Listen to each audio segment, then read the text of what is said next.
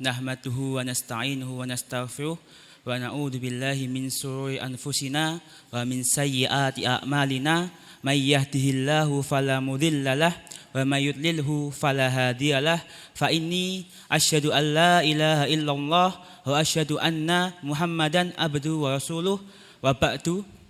Alhamdulillah, segala puji dan syukur marilah kita panjatkan kepada Allah Ta'ala yang telah berkenan memberikan kita kesempatan dan kemauan untuk datang di majelis ini menuntut ilmu-ilmunya.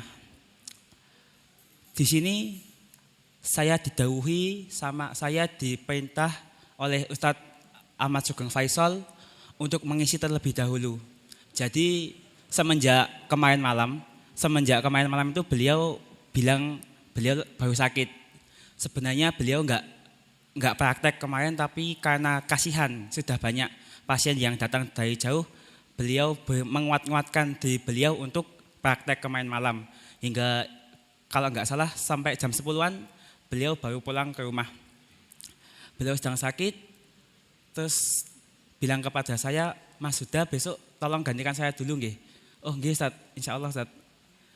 Sakit tenggorokan, badannya juga agak enggak enak. Maka nanti sebelum sesi saya selesai, insya Allah saya mengajak bapak-bapak, ibu-ibu sekalian untuk mendoakan beliau, mendoakan Ustadz kita untuk kesembuhannya dan kesehatannya. Karena dalam sebuah hadis Nabi Muhammad SAW mengatakan, Innallaha la yakabidu ilman intizaan yantazi'u minal ibad. Sesungguhnya Allah Ta'ala itu ketika ingin mencabut sebuah ilmu, Allah enggak mencabut langsung yang tazi'u minal ibad, satu kali cabutan langsung jelek hilang. Kita tahu ilmunya bahwasanya salat dimulai dengan niat takbiratul ihram dengan berdiri, tiba-tiba kita lupa akan ilmu itu. Tidak seperti itu. Walakin akan tetapi yakabidu ilma, Allah mencabut ilmu dari kita biqabdil ulama'i, dengan wafatnya para ulama. Maka ketika ada guru-guru kita itu sakit, guru-guru kita itu tertimpa musibah, kita itu merasakan suatu yang Masya Allah, guruku kok terkena musibah ya, yang seharusnya kita bisa hari ini bisa untuk menggapai ilmu dari beliau, meraih ilmu dari beliau. Karena beliau sakit, kita nggak bisa untuk meraih ilmu itu, nggak bisa untuk menggapai ilmu itu. Maka sebagaimana yang Ustadz saya ajarkan di pondok dulu, ketika beliau mendoakan, beliau selalu berdoa untuk guru-guru beliau. Rabbana taqabbal minna, ya Allah terimalah dari kami. Wa min syuyuhinal ladzina 'allamuna hadzal din, dan dari syekh-syekh kami, dari guru-guru kami yang telah mengajarkan kami ilmu agama ini. Waj'alhum a'malan sholihan makbulan indaka birahmatika ya arhamar rahimin. Dan terimalah amal-amal saleh mereka menjadi amal-amal saleh yang diterima di sisimu ya Allah. Maka marilah kita itu selalu mendoakan guru-guru kita menjaga kesehatan, agar Allah menjaga kesehatan beliau dan bisa untuk menyalurkan ilmu beliau kepada kita. Kalau boleh saya permisalkan, sebagaimana yang dipermisalkan oleh Ustadz kami, Ustadz Mudakir dulu. Sebagaimana guru itu sebagaimana tukang PLN. Kita melihat ada stop kontak, ada colokan. Kan Ustadz Sugeng dulu pernah nyinggung nggih. Ada colokan, kita enggak tahu. Contohnya kita orang pedalaman, orang pelosok, nggak tahu listrik, lihat lampu gitu dah gumun itu takjub. Wah ada lampu toh, kok bisa besin ya? Kita melihat stop kontak, kita masukkan besi di situ, kita nggak tahu. Kalau kita masukkan besi di situ, kita akan kesetrum. Lah itu ada tukang PLN bilang jangan kamu lakukan. Kalau kamu lakukan pasti kamu akan kesetrum. Nah, guru itu ibarat seperti itu. Dia memberitahukan kepada kita, beliau mengajarkan kepada kita agar menjauhi apa-apa yang dilarang Allah Ta'ala. Supaya apa? Supaya kelak kita terjaga dari neraka Allah Ta'ala, dari adab Allah Ta'ala. Dan ini efeknya tidak hanya di dunia saja, tapi hingga di akhirat kelak. Seperti itu. Maka itulah pentingnya guru ngaji. Kita doakan mereka, guru-guru ngaji kita, supaya Allah berikan kesehatan dan panjang umur, supaya kita lebih bisa menggali ilmu dari beliau. Seperti itu.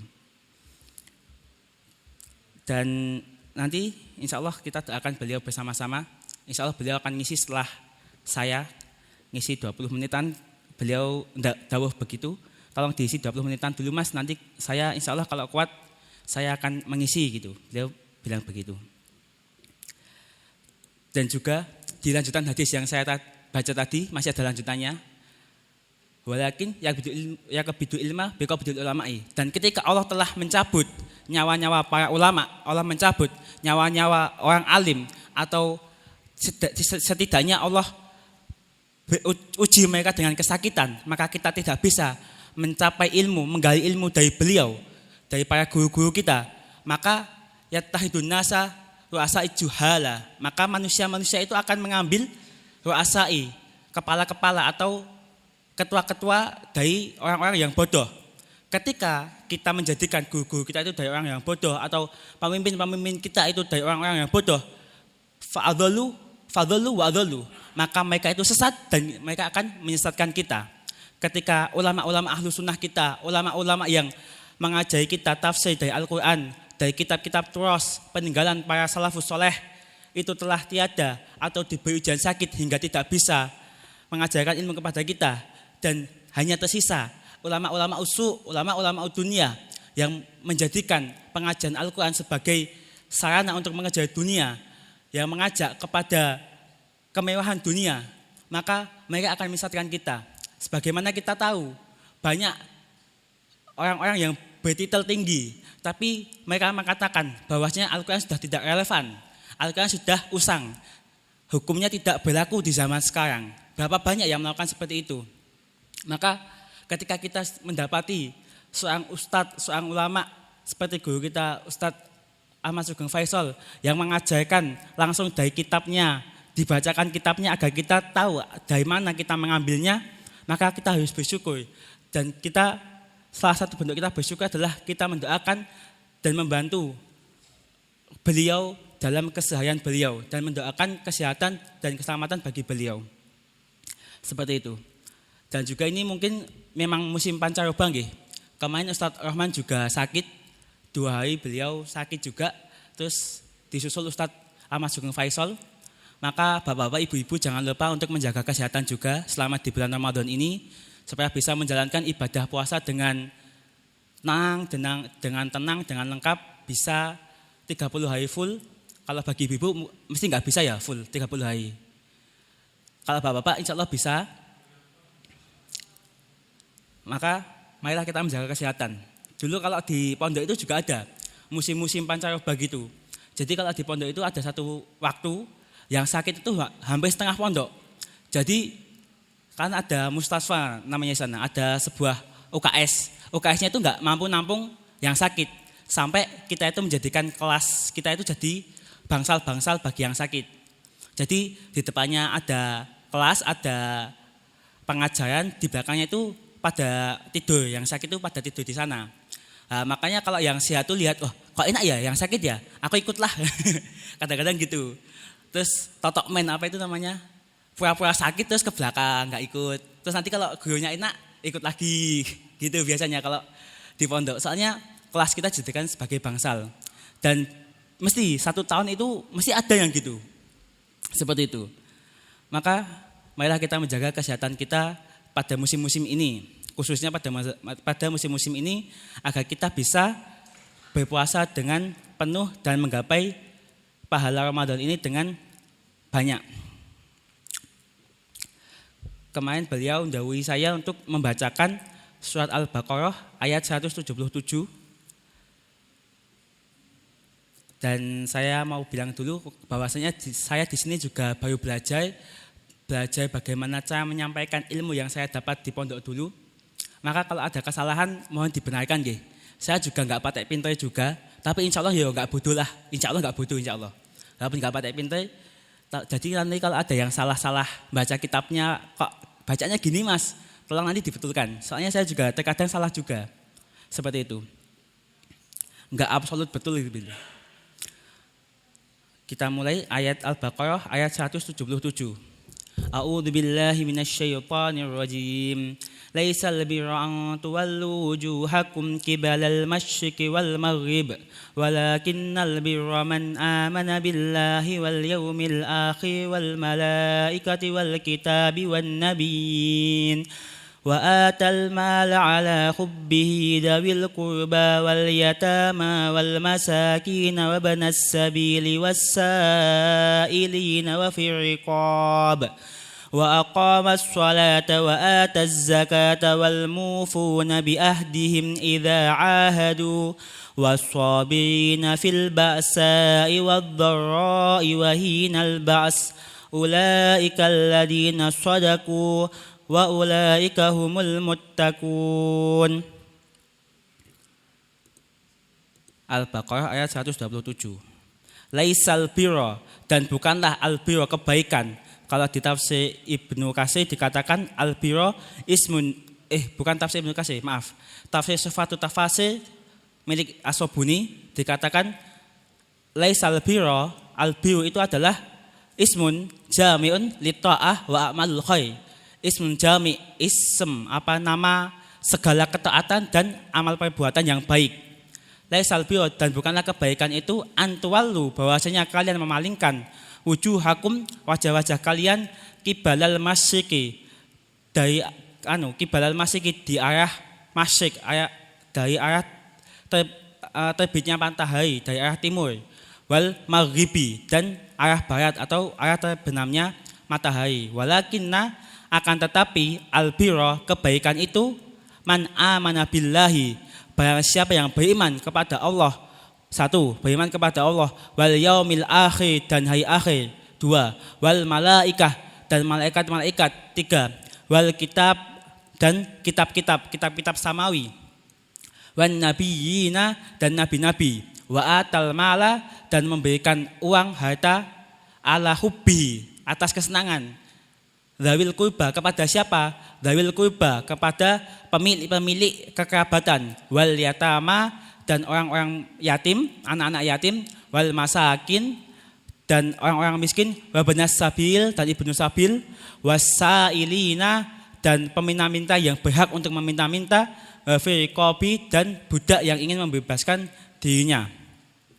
Di sini aikob jam'u rokbah. Rikob itu adalah kata jamak dari rokobatun, rokobah. Wahia, dan rokobah itu adalah fil asli, asalnya kata rokobah berarti al-unuk, tengkuk. Rokobah itu aslinya tengkuk. Wal murad fil ayah al-usra, dan maksud di ayat ini adalah al-usra, tawanan. Kita lanjutkan. Wa aqamas sholata, dan menegakkan salat, wa ataz zakata, dan membayarkan zakat, wal mufuna bi ahdihim, dan menyelesaikan bi ahdihim, janji-janji mereka, menunaikan janji-janji mereka. Ida ahadu, ketika mereka itu berjanji, tidak mesti janji, mereka menunaikan atau menjalankan janji-janji mereka. Waswabirina fil ba'sa'i wadh-dharra'i wa hinal ba's. Waswabirina, dan orang-orang yang bersabar fil ba'sa'i, pada ba's. Ba's itu apa? Al-faqra. As-Sobuni mengatakan al-faqra, kefakiran. Wadh-dharra, dan ad-dharra adalah as-saqmu. As-saqmu wal waj'u. Ini sakim, itu aku sakit. Wal waj'u, itu juga sakit. Biasanya kalau di pondok waj'u sin, sakit gigi gitu. Kalau waj'u sin, waj'u ra's, sakit kepala. Biasanya gitu. Waj'u tadi adalah sakit juga. Sakem sakit, waj'u sakit. Mungkin ada perbedaannya, tapi saya belum mempelajari lebih lanjut. Wahinal ba's, dan adalah orang yang bersabar ketika al-ba's dan ad-dharra, dan ketika al-ba's di sini adalah al-qital. Ba's di sini adalah al-qital, ketika peperangan. Wa aslul ba'si, dan asal kata al-ba's itu adalah fil lughah, dalam bahasa adalah asyiddah, kesangatan atau kepayahan yang sangat. Seperti itu. Di tafsir Munir, kita naik dulu sababun nuzul ayat ini. Sababun nuzul di kitab Zadul Masir milik Ibnu Jauzi. Kalau di Maktabah Solo itu ada 4 jilid, satu jilidnya segini.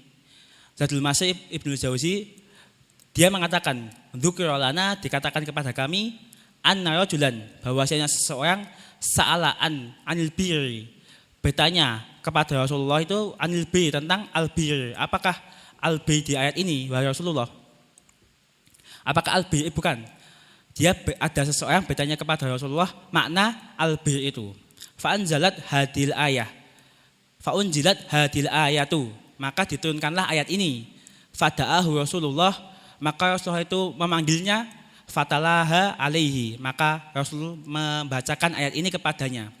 Jadi ada seseorang itu datang kepada Nabi. Sebab turun ayat ini menurut Imam Ibnu Jauzi adalah seseorang laki-laki datang kepada Nabi bertanya, Rasulullah, kebaikan itu apa tuh wahai Rasulullah? Maka Rasulullah tidak menjawab hingga datang wahyu kepada beliau. Itulah sifat amanah beliau. Beliau hanyalah seorang mubalik. Beliau itu menerangkan apa yang Allah perintahkan untuk diterangkan kepada manusia, maka beliau itu menunggu jawaban dari Allah tentang pertanyaan-pertanyaan itu. Di Al-Mumtahanah kita tahu bahwasanya ketika Rasul ditanya tentang bagaimana hukum zihar itu, maka Rasul tidak menjawab hingga beliau mendapatkan wahyu dari Allah Ta'ala. Itulah sifat amanah beliau yang beliau ajarkan kepada umatnya, kepada kita semua.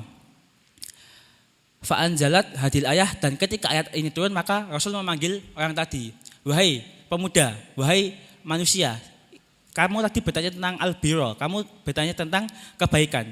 Kalau Allah mengatakan dengan membaca ayat ini, laisal birra an tuwallu wujuhakum, maka bukanlah kebaikan itu bahwasanya kalian memalingkan wajah-wajah kalian di arah timur dan arah barat. Lah kenapa kok ada ini? Nanti ada sababun nuzul kedua. Tapi kebaikan adalah, kebaikan yang hakiki adalah ketika kita beriman kepada Allah dan hari akhir dan malaikat dan Alkitab dan nabiyina, ketika kita menjalankan rukun iman yang 6, di sini kurang 1 ya, enggak disebutkan. Wa atal mala, dan memberikan harta juga kita sedekah kepada dzawil qurba, yatim, miskin, ibnu sabil, as-sailina, orang peminta-minta yang berhak meminta-minta, wa fi qabi, dan budak.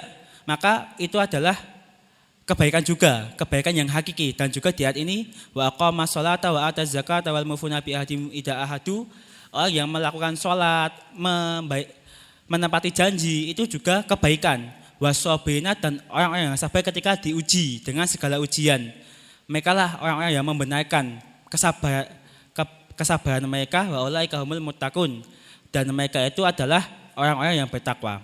Wafiman khutiba biha qaulani, wafiman, dan pada yang khutiba dihitopi padanya, khutiba diomongkan, sababun nuzul ayatnya ada 2, biha dengannya itu qaulani, ada 2 qaul, ada 2 pendapat. Ahaduhuma annahum muslim, bahwasanya yang tanya tadi anna rajulan, rajulan ini adalah seorang muslim.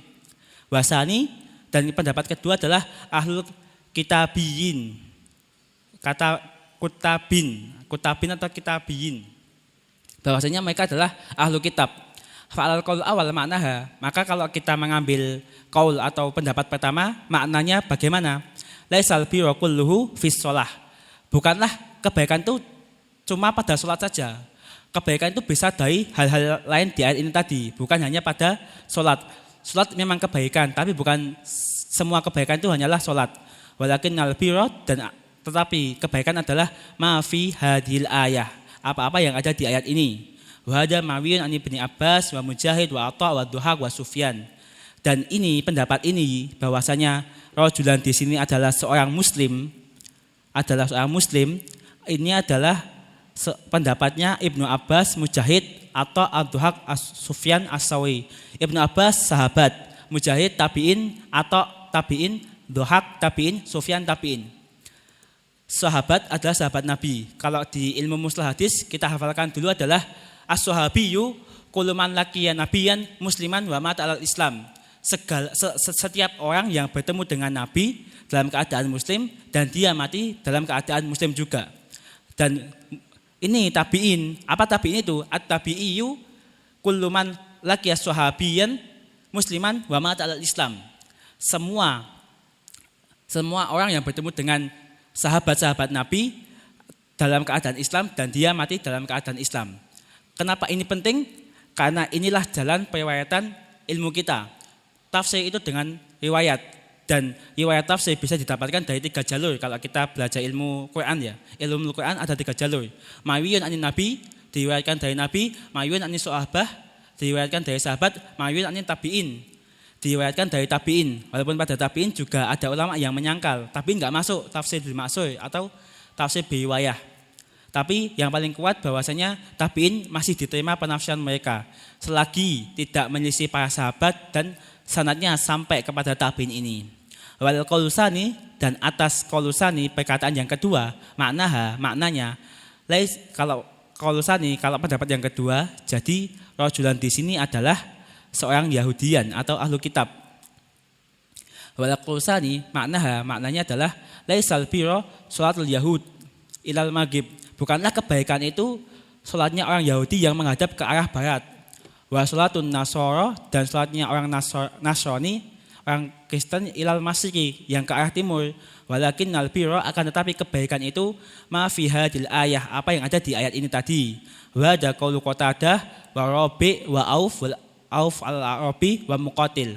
Ini adalah pendapatnya Qatadah, Arabi, Auf al-Arabi wa Muqatil, dan Muqatil. Mereka adalah para tabi'in. Jadi kalau ini rajulan di sini adalah seorang ahlu kitab, maka dulu terjadi orang ahlu kitab tuh pada berbangga-bangga. Loh, kebaikan tuh kalau sholat nggak menghadap ke Yahudi kan kiblatnya ke Baitul Maqdis ya. Kalau nggak menghadap ke Baitul Maqdis ya nggak sah, itu nggak baik itu. Nasrani juga gitu. Kalau ibadah nggak menghadap ke arah masjid, ke arah timur, maka itu juga nggak baik. Mereka berbangga-bangga. Padahal Allah menurunkan perintah itu sebagaimana zamannya. Ketika zamannya Nabi Musa ya kita pakainya Taurat. Ketika zamannya Nabi Isa kita pakainya Injil. Ketika zaman Nabi Muhammad kita pakainya Al-Quran. Seperti itu. Ya, sampai sini dulu, mungkin sampai sababun nuzul dulu. Insya Allah kita lanjutkan pada pertemuan selanjutnya. Marilah sebelum kita akhiri, kita doakan muslimin, kesehatan bagi muslimin, dan khususnya kepada ustadz kita. Alhamdulillahil alamin. Allahumma sholli ala Muhammad wa ala ali Muhammad kama shallaita ala Ibrahim wa ala ali Ibrahim wa barik ala Muhammad wa ala ali Muhammad kama barakta ala Ibrahim wa ala ali Ibrahim fil alamin innaka Hamidum Majid. Allahumma anta syafi la shifaa illa shifaa'uk shifaa'an la yughadiru saqaman. Allahumma mudhibal ba'si anta syafi la shifaa illa shifaa'uka shifaa'an la yughadiru saqaman. Allahumma asfil marda minna wa min jamil muslimin. Allahumma asfil marda minna wa min jamil muslimin. Allahumma asfil marda minna wa min jamil muslimin. Abi khasatin ila ustadina Ustaz Ahmad Sugeng Faisal wa khasatan ila ustadina Ahmad Sugeng Faisal wa khasatan ila ustadina Ahmad Sugeng Faisal yamsulaka ila shalah wal ya'malu laka amalan salihan wa yujahidu ma'ana fi sabilika ya Rahman ya Rahim wa ya Qawiyyu ya Matin. Rabbana taqabbal minna wa min suyuhina alladhina allamuna hadad din waj'al lahum a'malan salihan maqbulan indaka bi rahmatika ya arhamar rahimin. Allahumma alif baina qulubil mu'minin innahu la 'alafa baina qulubihim illa anta ya arhamar rahimin. Rabbana taqabbal minna innaka antas samiul alim wa tub 'alaina innaka antat tawwabur rahim walhamdulillahi rabbil alamin. Amin ya rabbal alamin. Bismillahirrahmanirrahim. Alhamdulillah nahmaduhu wa nasta'inuhu wa nastaghfiruh wa na'udzu billahi min syururi anfusina wa min sayyiati a'malina. May yahdihillahu fala mudhillalah wa may yudlil fala hadiyalah. Wa ashhadu an la ilaha illallah wahdahu la syarikalah wa ashhadu anna Muhammadan abduhu wa rasuluhu la nabiyya ba'dah. Wa ba'du ayuhan nas ittaqullaha mastata'tum wasma'u wa ati'u la'allakum turhamun. Para muslimin rahimakumullah, kita lanjutkan kajian khusus di bulan Ramadan tahun ini yaitu membacakan ayat-ayat yang penting untuk segera diketahui oleh muslimin ini. Dan kita sudah sampai pada bagian ayat yang ketiga apa yang kedua ya? Yaitu ayat yang menerangkan yang ketiga ya, bahwa kita ini jangan menjadi orang yang rakus kepada kehidupan dunia. Ayatnya sudah dibacakan ya. Apa yang kita bacakan dalam beberapa hari ini yaitu hadis-hadis Nabi adalah hadis-hadis yang berhubungan dengan sikap yang baik terhadap dunia ini adalah berzuhud. Berzuhud itu tidak terlalu mementingkan dunia sehingga mengalahkan kepentingan akhirat. Jangan sampai urusan dunia mengalahkan atau didahulukan daripada urusan akhirat. Itu ya. Ayatnya sudah diterangkan bahwa manusia yang paling rakus kepada kehidupan dunia itu orang Yahudi. Lebih rakus daripada orang musyrik Mekah. Dan orang-orang Yahudi ingin supaya mereka hidupnya diberi umur kalau bisa 1000 tahun. Padahal umur 1000 tahun tidak menjauhkan dia dari azab neraka. Andai kata diberi umur sampai 1000 tahun sekalipun. Tuh. Dan Allah melihat apa yang mereka perbuat, yang mereka kerjakan. Jadi kalau orang Yahudi itu rakus kepada dunia, kita orang Muslim jangan seperti mereka rakus kepada dunia. Ya, seperti yang kemarin sudah disampaikan. Nah, hadis-hadis berikutnya yang berhubungan dengan masalah ini adalah hadis berikutnya. Hadis nomor berapa kemarin itu ya? 4, 6, 477 sudah ya, 480. Nah, ini 482 sekarang kalau nggak salah ya. 483. Ya. Berarti ibu-ibu itu memperhatikan betul ya. Bapak-bapaknya diam semua. Jadi hadis berikutnya yang berhubungan dengan masalah bagaimana Nabi Muhammad SAW mengajari kita supaya tidak menjadi orang yang rakus kepada dunia adalah hadis nomor 484. Ini nomor hadis yang ada dalam kitab hadis Riyadhus Shalihin yang ditulis oleh ulama besar yang bermadhab Syafi'i, yaitu Imam An-Nawawi rahimahullahu ta'ala. Wa an Abdullah bin Mughaffal, dan dari sahabat Nabi yang bernama Abdullah bin Mughaffal radhiyallahu an, semoga Allah ridha kepada beliau. Qala, berkatalah Abdullah bin Mughaffal sahabat Nabi ini. Qala rajulun, pernah berkata seorang laki-laki lin nabiyyi kepada Nabi sallallahu alaihi wasallam. Apa perkataan si laki-laki tadi? Ya Rasulullah, wahai Rasulullah, wallahi, kata dia, wahai Rasulullah, demi Allah, ini sesungguhnya aku la uhibbuka, sungguh aku mencintaimu, sungguh aku menyukaimu. Ini laki-laki ngomong sama laki-laki bukan karena lesbian. Ya, ini pernyataan polos dari seorang sahabat Nabi kepada Rasulullah. Ya Rasulullah, demi Allah, saya ini senang kepadamu ya Rasulullah, cinta kepadamu ya Rasulullah. Faqala, lalu Rasul bersabda, undur madza taqul, Undur perhatikanlah mada apa yang takulu kamu katakan. Perhatikan yang kamu ucapkan tadi itu. Kamu ngomong apa itu? Paham enggak dengan apa yang kamu katakan itu? Benarlah kamu dengan apa yang kamu katakan bahwa engkau mencintaiku. Qala, si laki-laki tadi menjawab, di sini tidak disebutkan namanya. Sahabat menceritakan dulu ada seorang laki-laki datang kepada Rasulullah lalu bilang, ya Rasulullah, aku suka kepadamu, aku sayang kepadamu, aku cinta kepadamu ya Rasulullah. Tunggu dulu, kamu perhatikan apa yang kamu katakan tuh. Perhatikan lagi apa yang kamu ucapkan. Qala, laki-laki tadi tetap berkata, wallahi inni la uhibbuka. Demi Allah, sesungguhnya aku sungguh mencintaimu, menyukaimu, menyayangimu ya Rasulullah. Itu dia ucapkan salah sama rotin sampai 3 kali.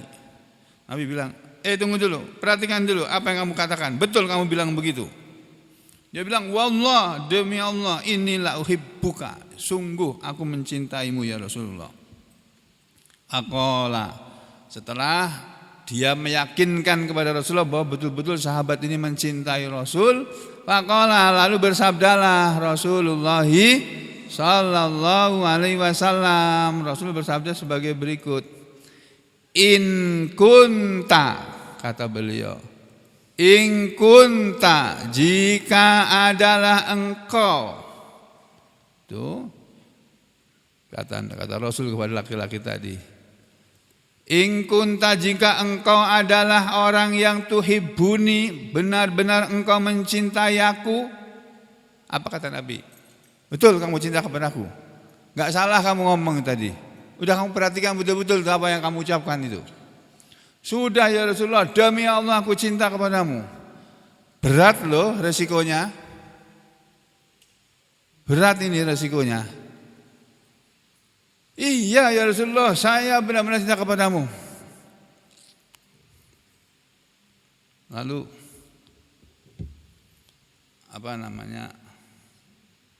Nabi mengatakan,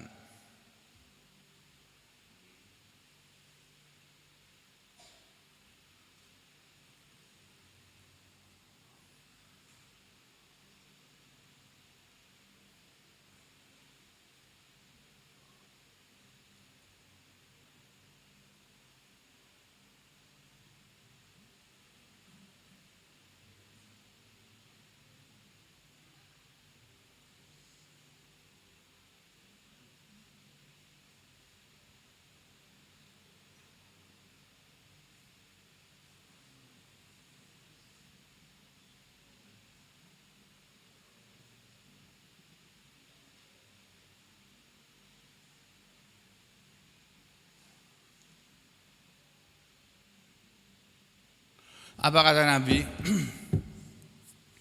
In kunta, jika adalah engkau tuhibuni, engkau mencintai aku, fa'idda, maka bersiap-siaplah kamu lil fakri, untuk miskin. Itu Pak, resiko cinta kepada Rasul, siap-siap jadi orang miskin. Mau kamu? Kebanyakan orang sana pengen jadi orang kaya Segala macam cara ditempuh supaya jadi orang kaya. Walaupun harus korupsi, walaupun harus menipu sana sini, mengambil yang bukan haknya, ngomong yang manis-manis, berjanji yang manis-manis, tapi kenyataannya tidak sesuai dengan apa yang dijanjikan. Di luar sana banyak orang seperti itu. Kebanyakan orang tuh kepingin jadi orang kaya. Kok kamu bilang cinta kepada aku? Kamu siap-siap menjadi orang miskin. Yang tijfafan, yang memakai baju yang kasar, yang dari baju tijfaf. Tijfaf itu kalau di sini dikatakan baju seperti alat perang, seperti baju perang gitu. Rompi gitulah. Ya enggak tahu persisnya kayak apa, saya enggak tahu. Karena belum pernah lihat sendiri dengan mata kepala. Baju yang kasar itu loh, bukan baju yang ini kayak begini nih. Ini jaket ini saya dikasih orang, bukan beli sendiri. Harganya mau tahu? Yang jelas ya sekitar 1 juta. Cuma kayak gini nih. Tapi kan dipakai ya aku pakai, dikasih orang ya aku pakai.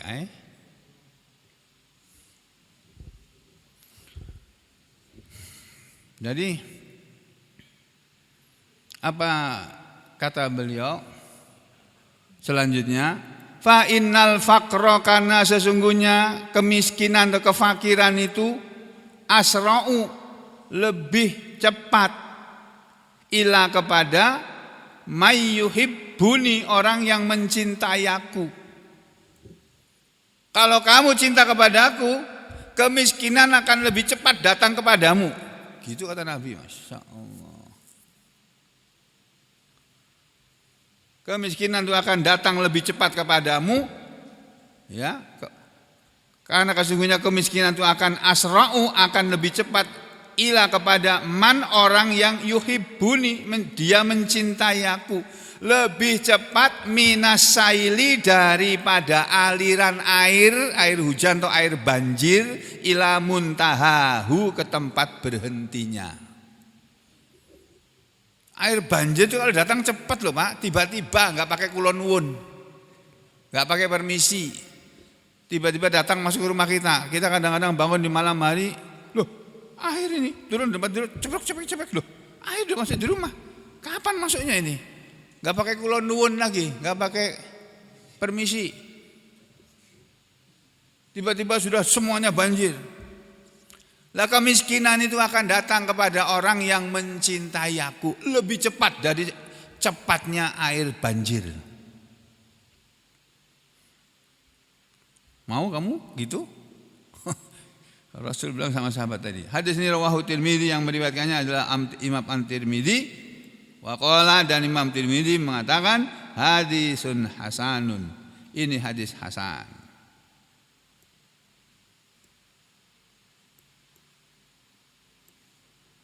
Ini yang namanya jisfas ini adalah wa huwa syai'un yulbasuhul faros, kain yang, sesuatu kain yang biasa memakainya orang Persia, yang biasa dipakai oleh orang Persia, liyuttaqa bihil ada, untuk menjaga dengan pakaian itu terhadap kotoran.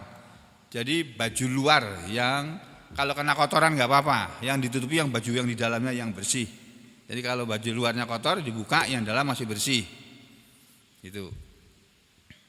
Yang waqad yalbasuhul insan, yang biasanya kain seperti itu juga dipakai oleh banyak manusia. Jadi ini Bapak Ibu dan saudara, hadis menunjukkan bahwa kalau orang cinta kepada Nabi, sedikit yang kaya raya, kebanyakan miskin.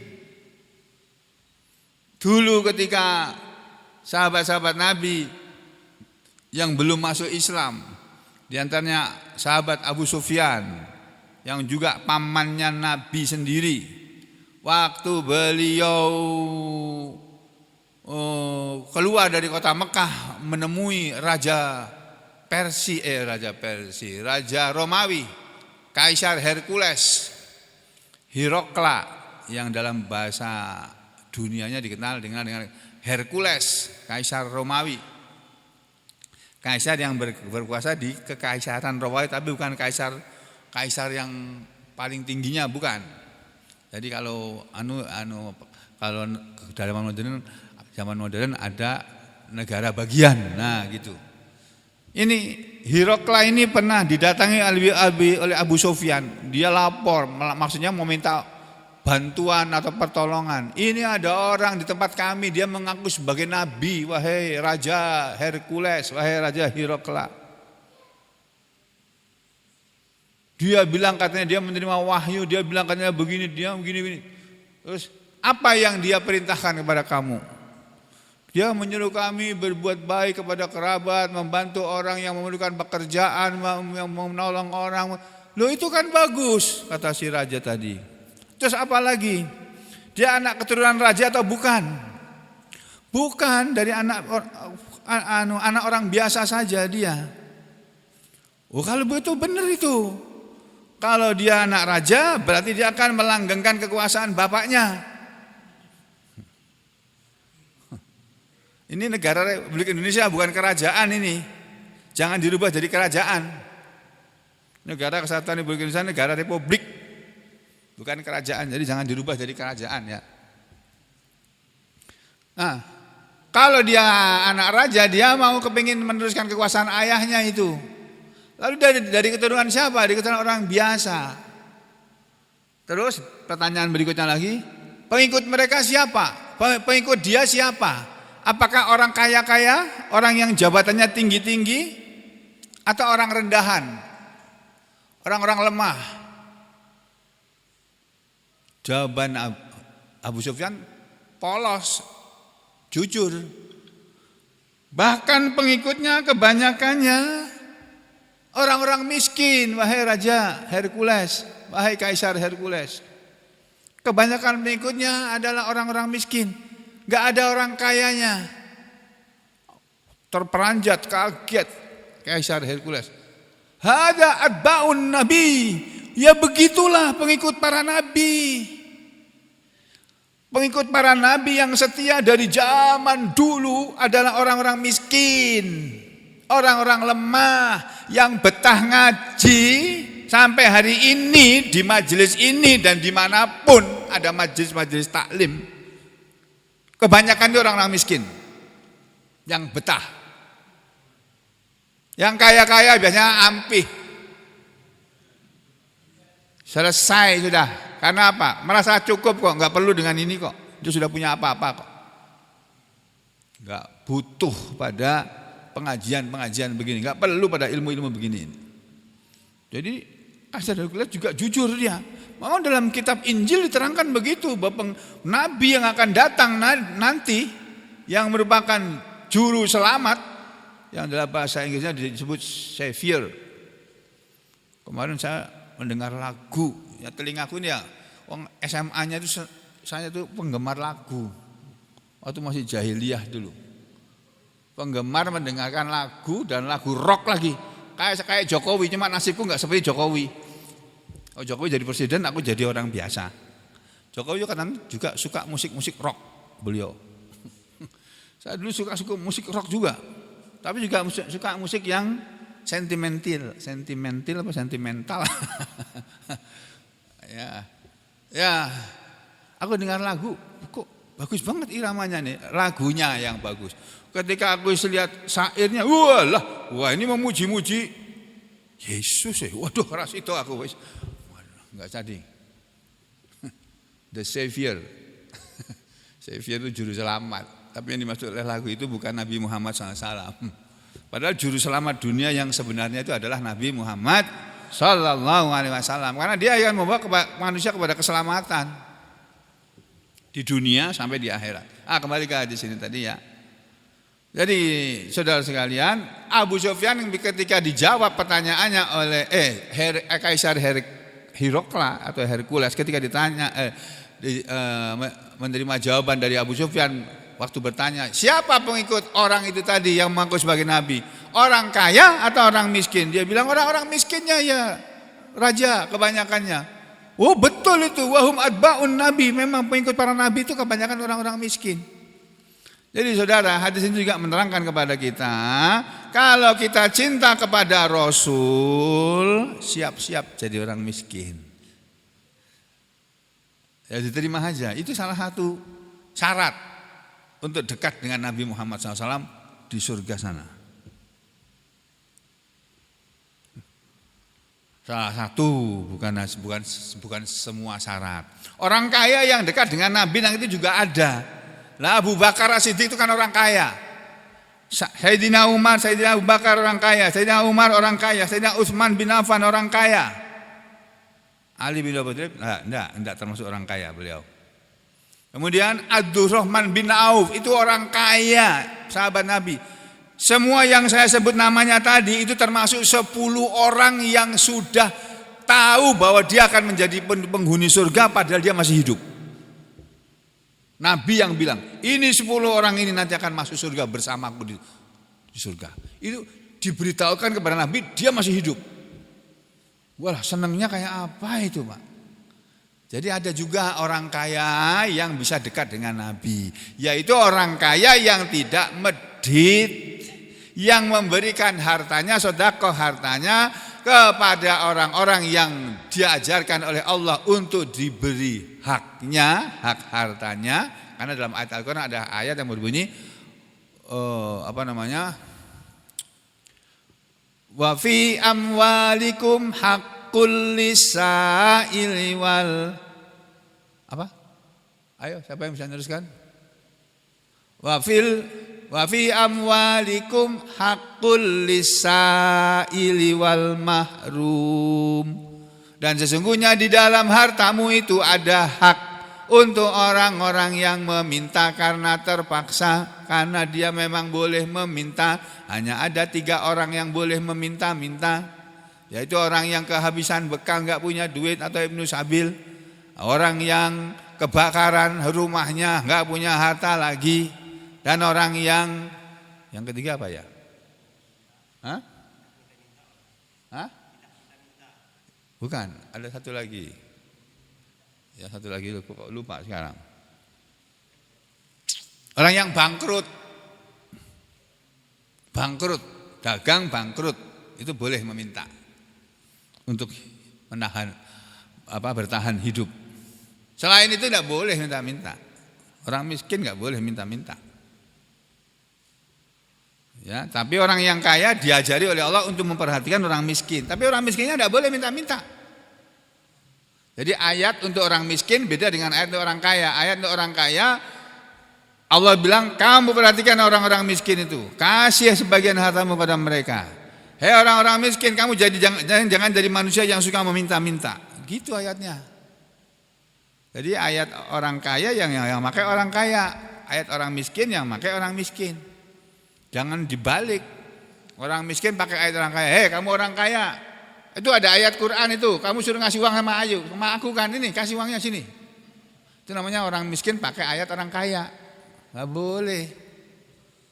Jangan begitu.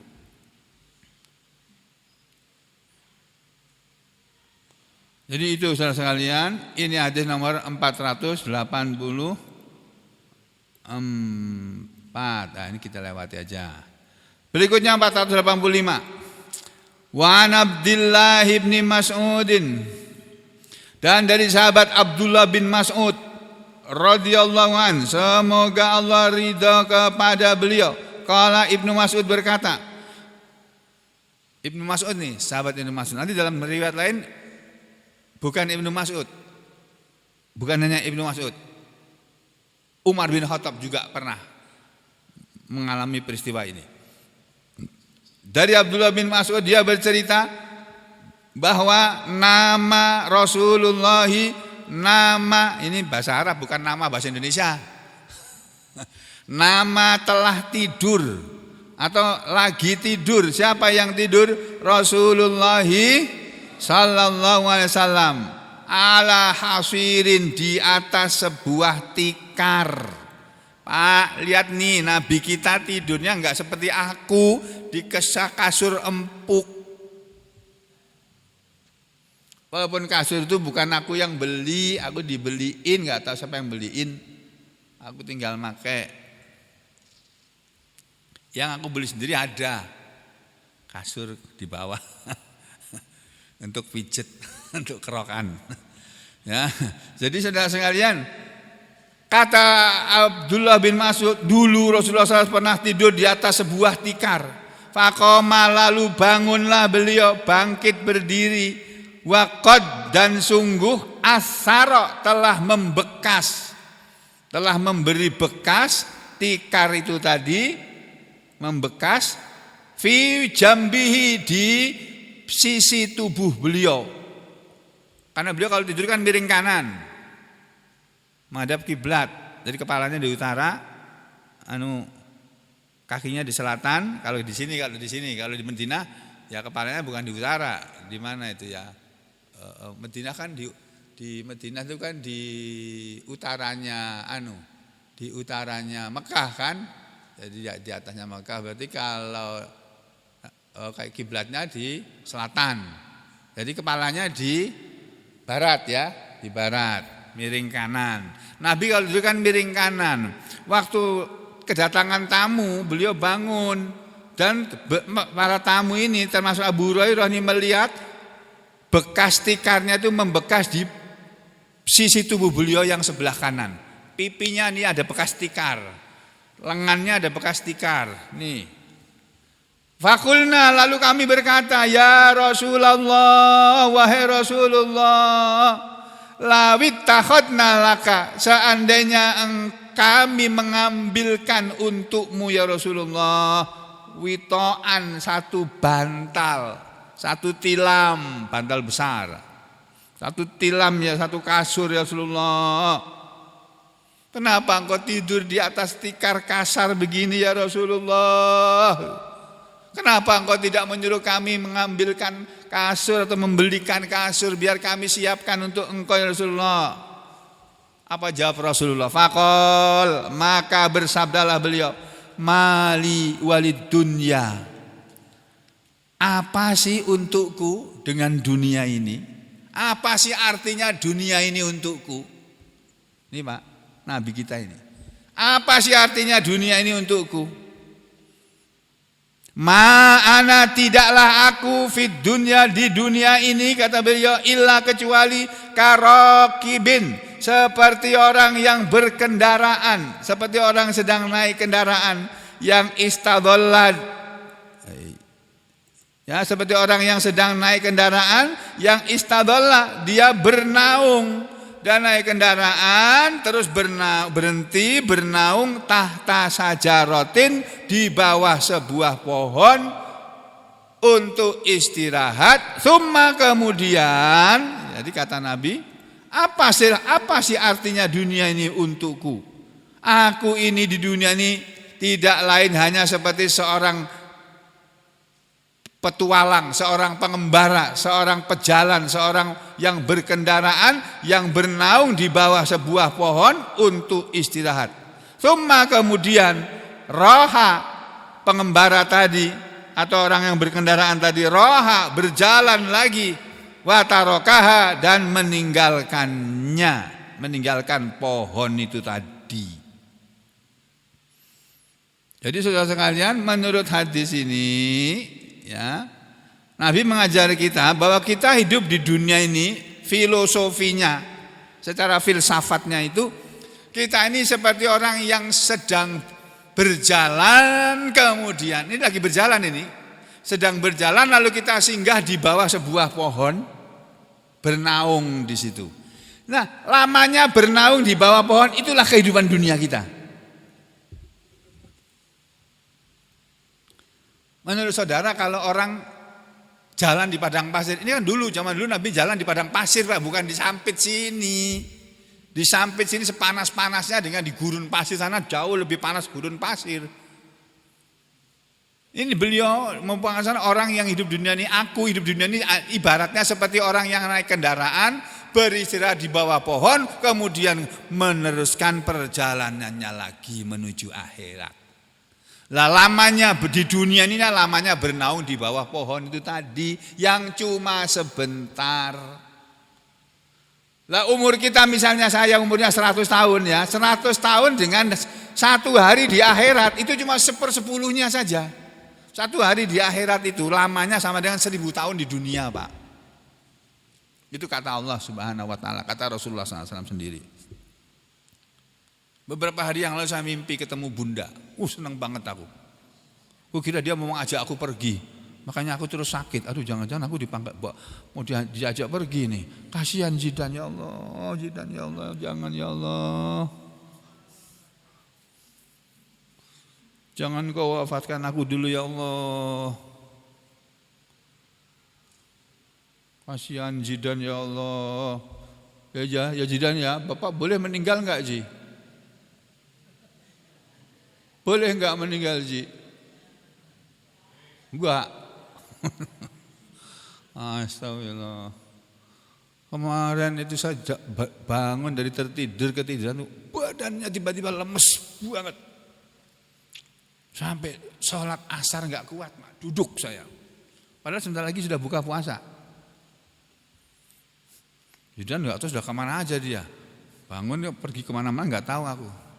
Terus akhirnya waktunya mandikan, Ji nggak usah mandi ya Ji ya, Bapak lemes, Bapak sakit. Gitu dia. Nanti makan di masjid ya. Mau. Dia nggak suka kalau nggak disuapin oleh orang yang dia sukai. Jadi ya sudah, biarkan aja dia. Akhirnya pulang, dia nggak keluar-keluar lagi, ya sudah. Saya bangun sholat maghrib sambil duduk. Nah, sholat maghrib masih duduk. Habis itu saya buka puasa, terus terpaksa saya minum obat. Obat itu dikenal dengan obat sapu jagat. Nah, setelah minum obat itu baru keluar semangat saya dengan izin Allah. Jadi saudara sekalian, kita hidup dunia itu seperti orang yang bernaung di bawah sebuah pohon, tsumma roha wa tarokaha. Kemudian jalan berangkat dan meninggalkan pohon tadi. Kita juga begitu nanti, akan meninggalkan dunia ini. Makanya kita siap-siap, banyak berbuat baik, beramal soleh, niat ikhlas karena Allah. Jangan niat karena kepingin dipuji atau disanjung. Pertahankan keimanan kita, keistiqomahan kita, mempelajari ayat-ayat Allah dan sunnah Rasulnya, sunnah Nabinya. Karena hanya itulah yang akan membuat kita tentram hidup di dunia ini, aman, tentram dan damai, selamat sampai di akhirat nanti. Tidak ada beban apa-apa di akhirat sana. La khaufun alaihim walahum yahzanun. Begitu janji Allah. Tidak ada rasa takut atas mereka orang-orang yang beriman dan beramal soleh kalau dia lakukan sampai matinya. Walahum yahzanun. Dan tiadalah mereka akan bersedih di akhirat nanti. Di mana di saat itu banyak orang bersedih dan banyak orang ketakutan. Ini hadis sahih, ada hadis ini riwayat Tirmidzi yang meriwayatkannya Imam Tirmidzi. Kemudian waqala, dan Imam Tirmidzi berkata, kata Imam Tirmidzi, hadisun hasanun sahih, ini hadis hasan sahih. Ini yang berikutnya ini, saya bacakan sekali. Enggak apa-apa lebih sedikit kan? Ini hari Ahad kan? Ya, hari Ahad kan libur. Ini saya tiba-tiba semangat nih. Saya kan sudah sering bilang, kalau saya ngajar ngaji itu semangat saya keluar, Pak. Saya bisa sampai di rumah malam berak lagi sudah. Itu.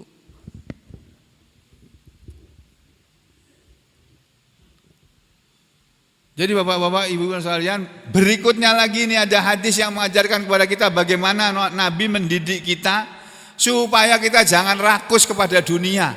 Karena dunia ini enggak usah kita rakus, kita pasti akan dapat bagian kita, enggak akan tertukar dengan bagiannya orang lain. Rezeki itu tidak akan pernah tertukar, begitu kata orang-orang di luar sana yang enggak pernah ngaji. Orang-orang yang enggak pernah ngaji di luar itu bisa ngomong. Rezeki itu enggak akan pernah ketukar. Gusti Allah ki ora sare. Tuhan itu tidak tidur. Itu orang di luar yang enggak pernah ngaji itu bisa ngomong begitu loh, Pak. Lah kita yang tiap hari ngaji masa kalah sama orang-orang mereka, sama mereka? Takut kalau enggak bisa makan, enggak bisa kasih makan. Jangan. Ini nih hadis berikutnya nomor 486. Hadis nomor 486. Wa Nabi Hurairah, dan dari sahabat Abu Hurairah radhiyallahu anhu, semoga Allah ridha kepadanya, qala Abu Hurairah berkata, qala telah bersabda Rasulullah sallallahu alaihi wasallam. Apa sabda Rasulullah sallallahu alaihi wasallam? Perhatikan, ini sudah saya sampaikan sering kali ini. Rasulullah bersabda, yadkhulu, akan masuk. Ini fi'il mudhari ini, Pak, kata kerja yang berlaku untuk sekarang dan yang akan datang. Kalau dalam bahasa Inggris namanya present tense. Akan masuk al-fuqara'u, orang-orang fakir-fakir, orang-orang miskin-miskin itu, al-jannata, surga, qabla, sebelum al-aghniyai, para orang-orang kaya. Jadi orang-orang miskin akan masuk surga sebelum orang kaya masuk surga. Dengan khamsi mi'ati amin, dengan jarak masuknya orang miskin dengan orang kaya ke dalam surga, jarak temponya itu 500 tahun. Masya Allah. Jadi orang miskin sudah masuk ke surga semuanya, nggak ada yang ketinggalan. 500 tahun kemudian baru orang kayanya boleh masuk. Masya Allah. Makanya Nabi Muhammad SAW dan baru tadi kita baca sama-sama hadisnya. Wahai Abu Dzar, aku nggak senang kalau aku punya emas sebesar gunung Uhud masih tersisa di rumahku dalam waktu 3 hari. Sepeser pun, kecuali sepeser yang aku siapkan untuk membayar utang atau untuk sedekah. Gitu ya Nabi kita itu. Nah kalau kita Pak sudah kaya itu loh, hartanya sudah triliunan, tadinya nggak punya apa-apa. Sekarang hartanya sudah triliunan. Itu masih kepingin lagi kok. Masih pengen tambah lagi. Kalau kita kan gitu. Nabi enggak, dihabiskan untuk sedekah. Karena apa? Banyaknya harta kita itu akan memberatkan kita sendiri di akhirat sana. Ya, Rawahu Tirmidzi yang meriwayatkan hadis ini adalah Imam Tirmidzi. Tapi saudara tunggu dulu. Ini omongan saya belum titik, masih koma. Jangan saudara bersalah paham. Oh, berarti menurut Ustadz ya kita sekarang suruh jadi orang miskin semua. Oh, jangan, enggak begitu. Kalau sampai sudah kaya dari sononya, anak orang kaya, keturunan orang kaya, orang yang sebelum ngaji ini sudah punya kebun sawit berhektar-hektar. Itu karunia Allah. Sekarang tinggal sampean kelola itu harta untuk kemuliaan sampean di akhirat. Jangan untuk berfoya-foya main perempuan, maaf. Main judi jangan, atau main narkoba jangan. Atau main politik uang, jangan. Habis duit sampean untuk politik uang. Enggak jadi lagi. Astagfirullahaladzim. Ya. Jadi yang sudah kebacut, kata orang Solo, kebacut itu telanjur. Punya kebun banyak, berhektar-hektar tanah, berhektar-hektar, ya udah dinikmati aja, itu rezeki dari Allah kok. Sekarang tinggal kamu kelola itu, keluarkan zakatnya. Kalau sama punya tanah nganggur nggak dipakai, itu kena zakat tiap tahunnya itu 2,5% dari nilai total tanah itu tadi. Tiap tahun saudara harus bayar zakatnya. Kecuali tanah itu dipakai untuk bertani, untuk pertanian, nanti berubah menjadi zakat pertanian. Kena zakat pertanian. Kalau enggak, kena zakatnya. Makanya aku enggak punya tanah.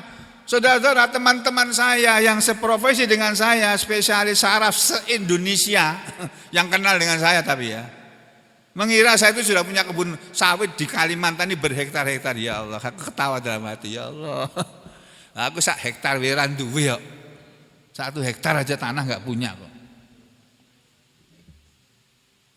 Makanya perempuan-perempuan jangan tertarik sama saya. Aku miskin. Dikiranya sugih gitu. Cari bini gampang, Pak. Kalau mau. Perempuan itu ditipu aja gampang kok. Menipu perempuan itu paling gampang. Diiming-imingi tas Hermes gitu aja. Itu KW 1 gitu. Wes kepincut. Tapi kita tidak disuruh oleh agama kita seperti itu, enggak boleh. Menipu orang, menipu calon istri, menipu istri enggak boleh. Ya, jadi apa yang mau? jadi kita ini hidup itu apa ya? Ora usah ngoyo kata orang Solo, enggak usah ngongso, enggak usah apa Pak? Bahasa sini Pak ya. Enggak usah bahimat-hemat. Ya. Hah? Bahimat-hemat. Jangan bahimat-hemat gitu. Aduh, kok enggak paham aku ya. Pokoknya kita jangan rakus lah itu kembalinya. Jangan kita gunakan seluruh daya upaya kita untuk menjadi orang kaya, enggak usah. Sekadarnya aja lah. Jangan sampai menerjang sana sini gitu loh. Seperti kan ada orang tuh lah, saking kepenginnya itu dia dan keluarganya kepengin jadi orang terhebat apa tertinggi apa lagi ya? Terkaya apa tersohor sampai semuanya itu loh digiring untuk menjadi seperti dia. Masya Allah. Padahal nanti akan ditinggal, dan setelah ditinggal mati akan berhadapan dengan Allah itu nanti.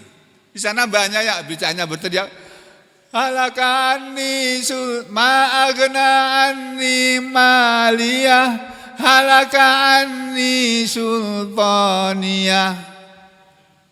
Udah hilanglah ternyata tidak bisa menolong aku hartaku, dan telah hilang kekuasaanku. Iya, sampai di akhirat hilang kekuasaannya.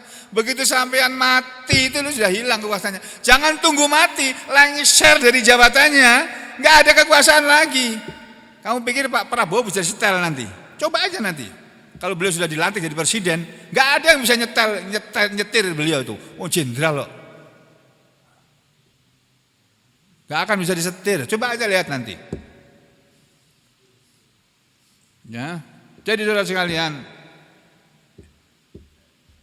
saya kemarin sempat tanya WA pada kakakku yang pensiunan Kopassus. Mas, Pak Bro gimana toh orangnya? Kalau nanti dilantik jadi presiden kayak apa orangnya? 3 hari baru dijawab Pak WA aku itu. Memang WA-nya kakakku yang nomor 2 ini, kakakku ini nomor 2, maaf, antik orangnya. Dia punya prinsip kuat, teguh. Pokoknya kalau pendapatnya ini ya ini. Siapapun yang membantah dia bantah semuanya. Pintar berdebat dia. SH, tapi Kopassus tapi punya titel SH. Baik pensiunan Kopassus.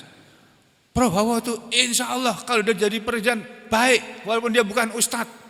Karena aku satu angkatan dengan dia waktu di Kopassus, waktu kursus apa gitu, satu angkatan dengan dia. Gitu kakakku itu. Wallahu a'lam bishawab. Mudah-mudahan ya. Karena pengumumannya belum. Ini masih ada sengketa nanti di MK. Kita ini orang biasa cuma jadi penonton. Ya, kita berdoa saja kepada Allah, ya Allah, bismillahirrahmanirrahim, alhamdulillahirabbil alamin, Allahumma shalli ala Muhammad wa ala ali Muhammad. Ya Allah, ampunilah dosa-dosa dan kesalahan kami. Berilah kami semua kesehatan dan kekuatan, dan sembuhkanlah penyakit-penyakit yang ada di antara kami. Berilah kami semua kesehatan, kemudahan dalam segala urusan kami. Lindungilah kami dari segala perbuatan jahat dan kemaksiatan dalam segala urusan kami. Lindungilah anak-anak, istri-istri, suami-suami kami, kerabat-kerabat kami, keturunan kami dari perbuatan yang mengandung kesyirikan dan kekafiran serta kemaksiatan dalam kehidupan ini. Berilah kami semua rezeki yang luas dan barokah, rezeki yang banyak dan bermanfaat ya Allah. Berilah kami semua ilmu yang bermanfaat. Berilah kami semua kemudahan dalam urusan rumah tangga kami masing-masing, dalam urusan kuliah kami, dalam urusan sekolah kami, dalam urusan pekerjaan kami, dan dalam urusan dunia serta akhirat kami ya Allah. Jadikanlah kami orang-orang yang istiqomah dan mendapatkan husnul khotimah. Amin ya rabbal alamin. Wa aqulu qouli hadza astaghfirullah li wa lakum. Allahumma taqabbal minna innaka antas samiul alim wa tub alaina innaka antat tawwabur rahim. Wa sallallahu ala Muhammad wa ala ali Muhammad walhamdulillahi rabbil alamin.